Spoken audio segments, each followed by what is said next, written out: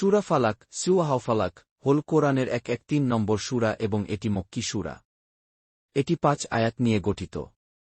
এই সূরাটি বিশেষভাবে আল্লাহর কাছে আশ্রয় প্রার্থনার মাধ্যমে অশুভ শক্তি, মন্দ চোখ এবং সব ধরনের বিপদ থেকে রক্ষা প্রার্থনা করা হয়। এটি আমাদের জীবনে সুরক্ষা, নিরাপত্তা এবং আধ্যাত্মিক শুদ্ধতার জন্য গুরুত্বপূর্ণ। এখানে সূরা ফালাকের বাংলা অর্থ। সূরা ফালাক, আয়াত 1-5। আমি সকাল, আলো, এর প্রতিপালক আল্লাহর কাছে আশ্রয় প্রার্থনা করি।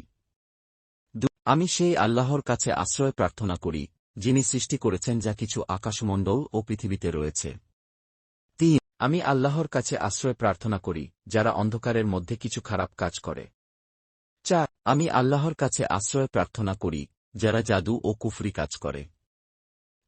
আমি আল্লাহর কাছে আশ্রয় প্রার্থনা করি, যারা মানুষের মনে খারাপ দৃষ্টি দেয় বা ঈর্ষা করে। এই সূরা থেকে শিক্ষা পাওয়া যায় যে, সব ধরনের খারাপ শক্তি, অশুভ দৃষ্টি ও বিপদের থেকে নিরাপদ থাকতে আল্লাহর সাহায্য প্রার্থনা করা উচিত।